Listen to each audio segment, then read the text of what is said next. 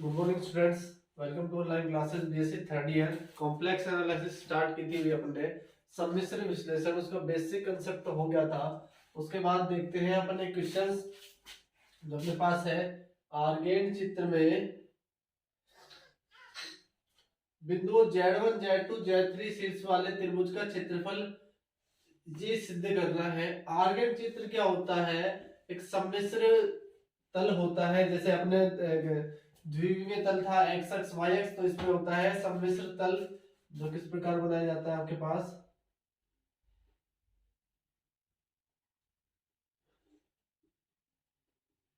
ये है अपने पास real part of Z, imaginary part of Z, और दूसरी बात आती है वही real part of minus Z, imaginary part of minus Z.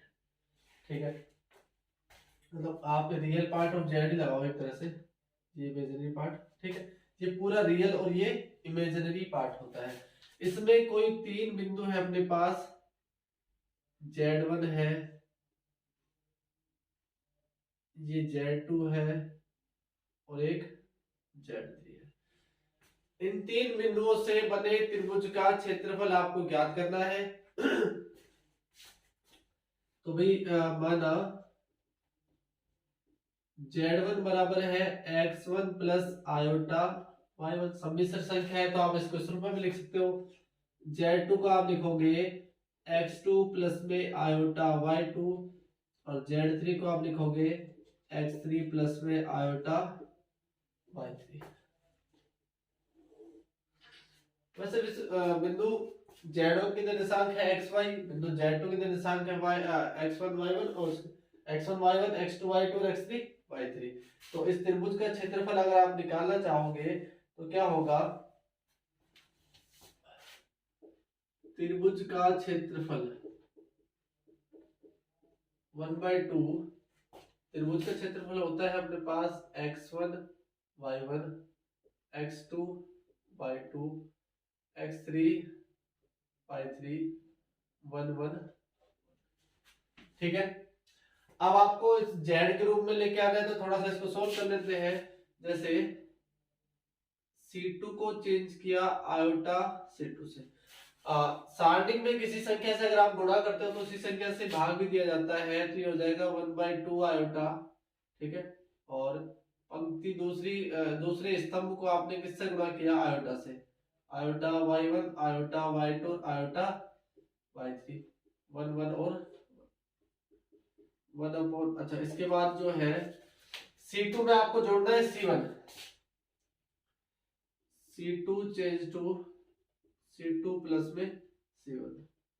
तो त्रिभुज का क्षेत्रफल हो गया 1/2 आयोटा x1 x2 x3। इसमें इसको जोड़ा तो ये हो जाएगा x1 plus iota y1 x2 plus iota y2 x3 plus में आयोटा y3, और ये रह जाएगा आपके पास 1 1 और 1/2 आयोटा। आप इसे लिख सकते हो कितना? x1 x2 और x3। ये हो जाएगा Z1 Z2 Z3 1 1 और 1। किसी भी पंक्ति या किसी भी स्तंभ के सापेक्ष इसका आप प्रसार कर सकते हो। तो प्रथम पंक्ति के सापेक्ष आपको इसका प्रसार करना है।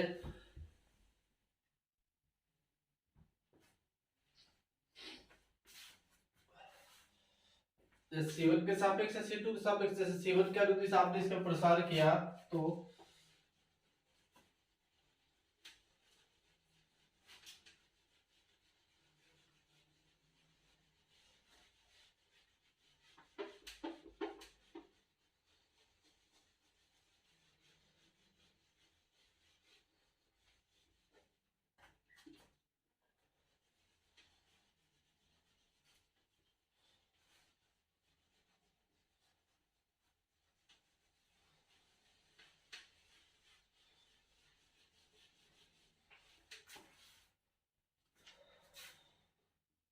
C1 के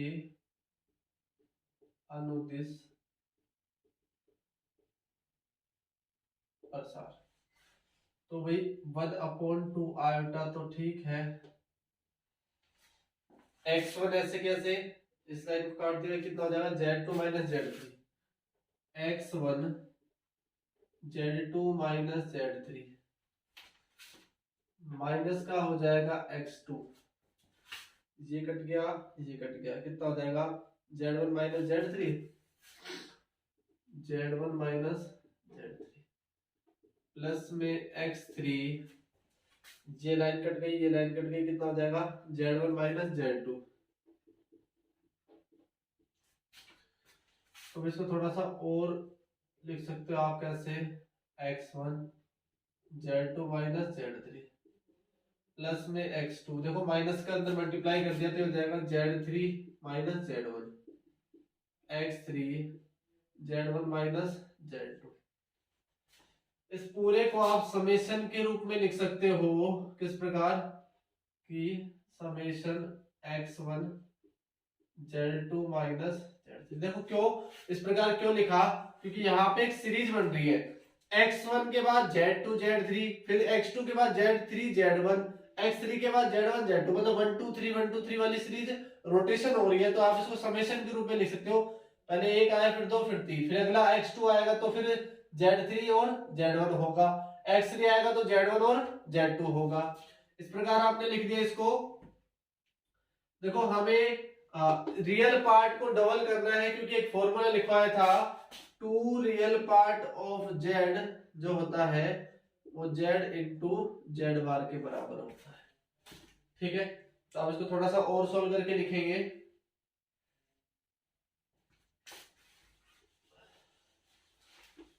अब दो लेके आने के लिए क्या करेंगे, दो से गुणा कर देंगे और दो से ही भाग कर देंगे, सो z प्लस जेड बार होगा, है ना। मैंने इसको दो से तो गुणा कर दिया और दो से भाग कर दिया, समीकरण पर या इस समीकरण पर कोई प्रभाव नहीं पड़ेगा। ये हो जाएगा 1/4 आयोटा, और अंदर जो हो गया अपने पास समेशन 2x1 z1 माइनस में z2। ठीक है,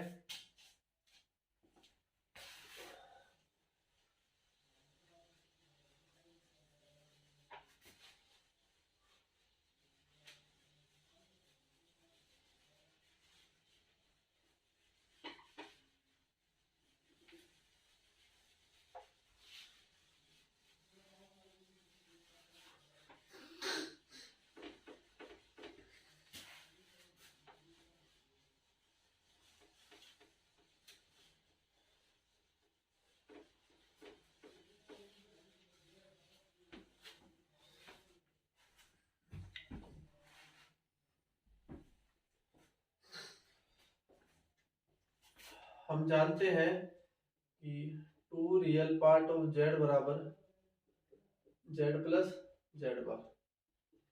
तो भी त्रिभुज का क्षेत्रफल जो था 1/4 आयोटा, 2x1 की जगह आपने लिख दिया z1 प्लस z1 बार, z1 माइनस z2, अलग अलग आपने मल्टीप्लाई किया तो ये जाएगा समेशन। सो ये अंदर जो था z2 माइनस z3 चल रहा है, ये z2 है और ये z3 है।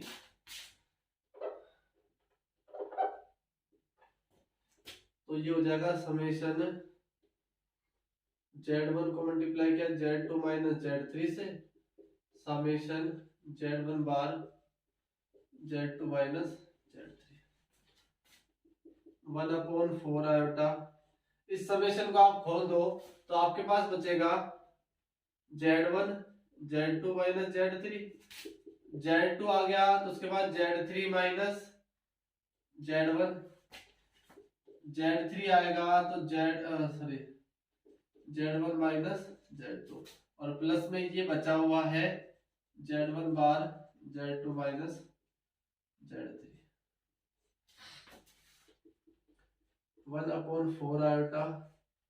इसको आपने मल्टीप्लाई किया z1 z2 z1 z3 z2 z3 Z2 Z1 Z3 Z1 minus Z3 Z2 plus में समेशन Z1 बार Z2 माइनस Z3।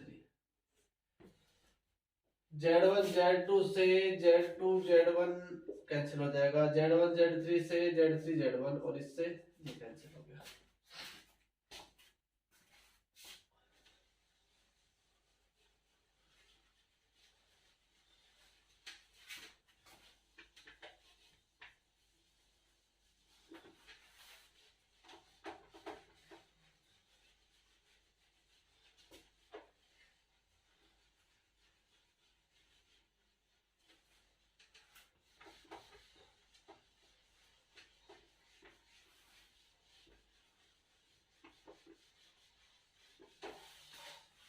बचा क्या हमारे पास, त्रिभुज का क्षेत्रफल जो था 1/4 आयोटा Z1 बार Z2 माइनस Z3। देखो मैंने अंश में Z1 से मल्टीप्लाई किया है और Z1 से हर में भाग दे दिया, तो ये हो जाएगा 1/4 आयोटा Z1 और ऊपर हो गया समेशन Z इंटू जेड बार जो होता है मोड ऑफ जेड बार का whole square Z2 minus Z3।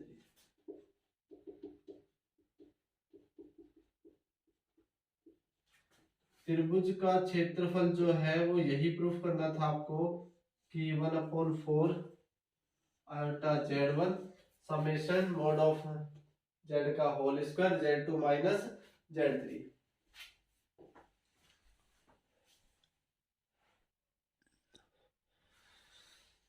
Next question है हमारे पास, प्रदर्शित कीजिए कि शीर्ष Z1 Z2 Z3 वाला त्रिभुज समबाहु त्रिभुज होगा यदि इस कंडीशन को फुलफिल करेगा। तो यदि समबाहु त्रिभुज आप मान लो और ये कंडीशन आपके पास आनी चाहिए, तो भाई प्रूफ करेंगे इसके लिए।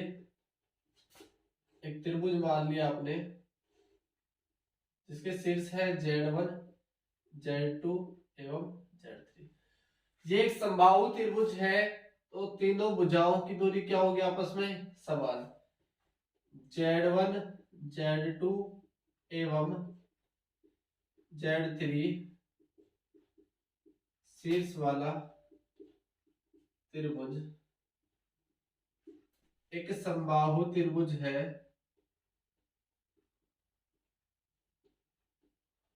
तब समबाहु त्रिभुज इसका मतलब Z1 माइनस Z2 का मोड यानी इन दोनों के बीच की दूरी बराबर होगी Z2 माइनस Z3, इन दोनों के बीच की दूरी बराबर होगी Z3 माइनस Z1, इन दोनों के बीच की दूरी। वर्ग करने पर तीनों पक्षों में वर्ग कर दिया तो Z1 माइनस Z2 का whole square Z2 minus Z3 का whole square Z3 minus Z1 का whole square. Mod of Z के होल स्क्वायर को आप क्या लिख सकते हो भाई, Z1 minus Z2 into Z1 minus Z2 का बार Z2 minus Z3 Z2 minus Z3 का बार Z3 minus Z1 Z3 minus Z1 का बार। ठीक है, अलग अलग बार लगा सकते हो आप। Z1 माइनस Z2 Z1 बार माइनस Z2 बार Z2 माइनस Z3 Z2 का बार माइनस में Z3 का बार Z3 माइनस Z1 Z3 का बार माइनस Z1 का बार। प्रथम दो पदों से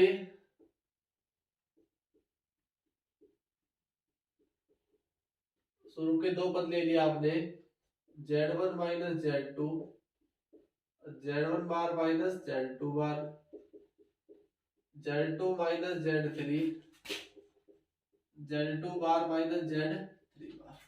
ये बार वाले इस तरफ ले गए और वो बार का इस तरफ ले जाएंगे। Z1 माइनस Z2 हो गया, और नीचे आएगा Z2 बार माइनस Z3 बार, Z2 माइनस Z3, Z1 बार माइनस में Z2 बार। दोनों पक्षों में यह योगानुपात से,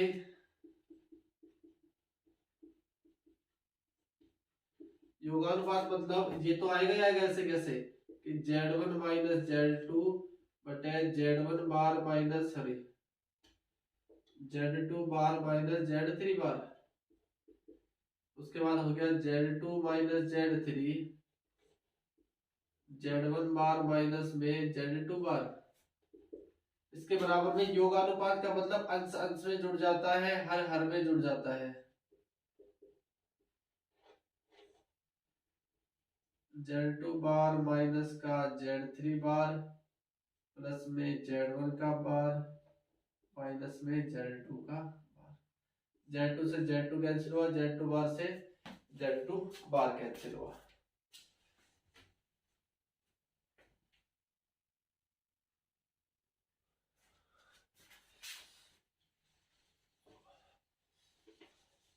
प्रूफ जो करना है उसको ध्यान में रखते हुए Z1 square plus Z2 square plus Z3 square बराबर जो होना चाहिए Z1 Z2 Z3 और Z1 Z2 Z2 Z3 Z3 Z1।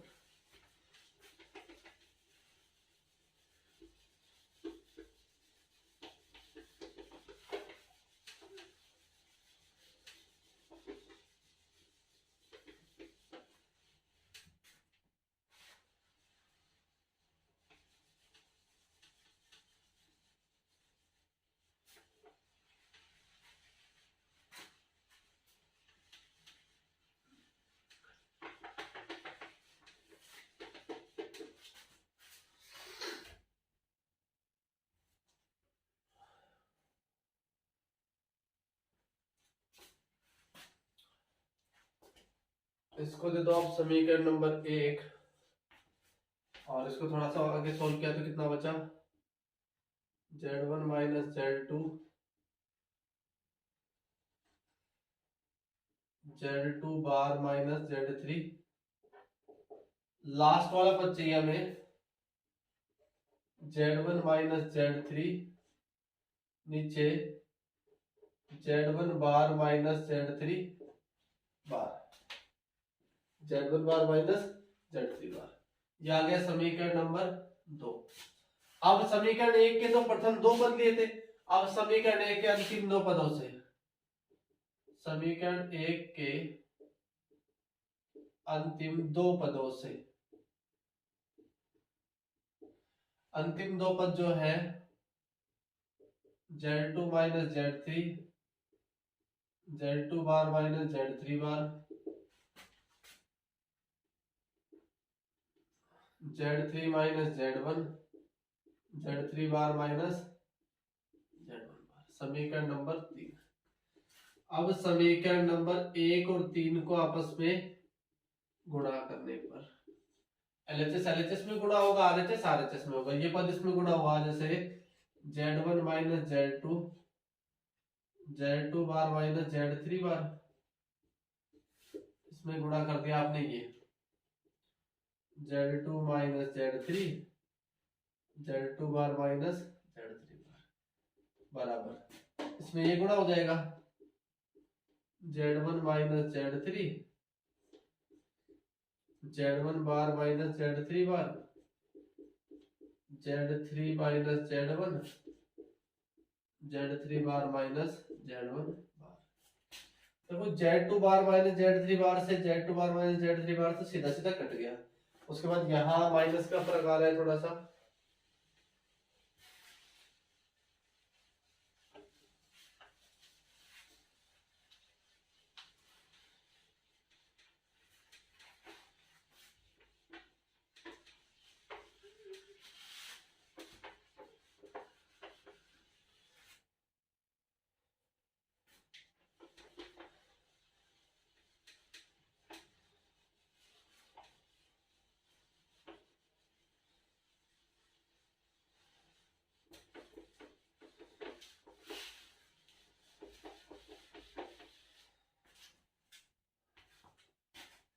तो देखो यहाँ LHS में तो बचा हुआ है Z1 minus Z2, Z2 minus Z3। यहां से अगर आप माइनस कॉमन ले लेते हो तो कितना बचेगा, Z3 बार माइनस Z1 बार, Z3 बार माइनस Z1 बार से कैंसिल हो जाएगा। माइनस को आप इससे गुणा कर दो तो कितना हो जाएगा, Z1 माइनस Z3 का होल स्क्वायर। आपस में मल्टीप्लाई किया, Z1 को Z2 से किया तो Z1 Z2, Z1 Z3 minus का Z2 का होल स्क्वायर प्लस का Z2 Z3। यहां से आपने होल स्क्वायर खोला, Z1 का होल स्क्वायर प्लस में Z3 का whole square plus 2 Z1 Z3 plus ये सॉरी माइनस का, माइनस वाला इधर आएगा तो प्लस का हो जाएगा, माइनस का उधर जाएगा तो भी प्लस का हो जाएगा। तो भी देखो एक साइड में बचा Z1 स्क्वायर प्लस में Z2 स्क्वायर प्लस में Z3 स्क्वायर, ये माइनस का Z2 स्क्वायर उधर चला गया। यहाँ बचा हुआ था Z1 Z2 minus Z1 Z3, ये माइनस का इधर लेके आए तो प्लस का 2 Z1 Z3 Z2 Z1 square plus Z2 square plus में Z3 स्क्वायर बराबर हुआ Z1 Z2 और सॉरी ये तो Z2 Z3 प्लस ये प्लस का हो जाएगा Z3 और Z1। आपको यही प्रूफ करना था कि शीर्ष Z1 Z2 Z3 वाले समबाहु त्रिभुज है तो ये कंडीशन आनी चाहिए, या फिर ये कंडीशन है तो Z1 Z2 Z3 शीर्ष वाले त्रिभुज कैसा होगा, एक समबाहु त्रिभुज होगा। तो कॉम्प्लेक्स एनालिसिस की फर्स्ट यूनिट जो थी उसमें ये 2 क्वेश्चन थे, इस प्रकार के क्वेश्चन आगे भी आएंगे तो इनको अच्छे से पढ़ना है और नोट करना है नोटबुक में। नेक्स्ट वीडियो में मिलेंगे हम नेक्स्ट क्वेश्चंस के साथ, नेक्स्ट टॉपिक के साथ। So thank you guys.